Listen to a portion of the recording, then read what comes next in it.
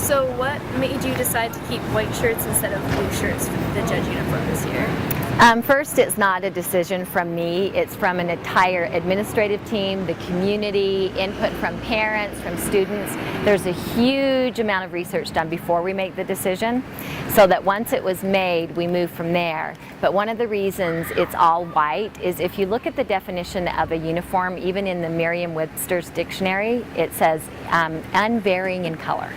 So by tradition of Catholic schools and the uniforms that we've been trying to bring into place is to have a nice, unvarying uniform in our Catholic school. Okay. Was there a reason that white was chosen over blue? Not particularly so. It looks nicer, it's a cleaner look, and now that the students are all in the white, if you look amongst them, like I always do as a dean of students, it looks really clean and fresh. And what's the reason for the transition to the new embroidered white shirts instead of the old white shirts? Part of it is the tradition and pride of Judge. That crest that's on there is the history of our school, and because this is such a long-standing traditional school, we wanted to have that embroidered crest as a source of pride and to represent us. Is there a reason that students are only allowed to buy uniforms from the Dennis uniform provider instead of other outlets such as Land's End? Actually, 2 years ago I did a huge amount of research on Land's End and L.L. Bean, and they're much more pricey than the Dennis uniform.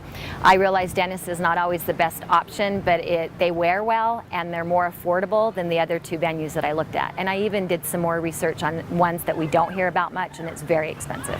Is there a reason that students aren't given a choice between them, even if they want to spend the extra money to buy? Then you have, years ago, it was probably before you were here, they did do that, and then you have from the skinny shorts to the wide shorts to the varying colors of khaki, and again, you're getting away from the concept of a uniform.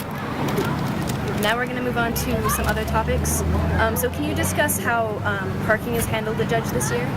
Mr. Gravel organizes all the details of the grid system, and he sets it all up in the summertime, and then as anyone that parks knows, he set up a PowerPoint so that all students were very clear on the parameters and the rules and what had to happen in order to have a parking pass. And then what happens is he spot checks and makes sure that everything's in place.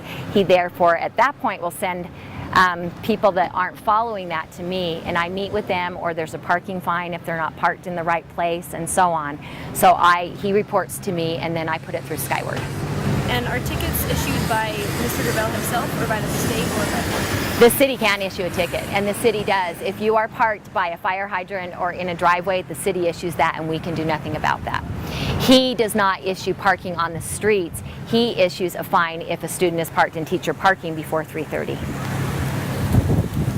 And can you tell us a little bit more about why attendance in the first 5 minutes of class is a little bit more of a big deal this year than it was last year? Just more accuracy on where a student is and trying to help students be more on time, as it's a life skill.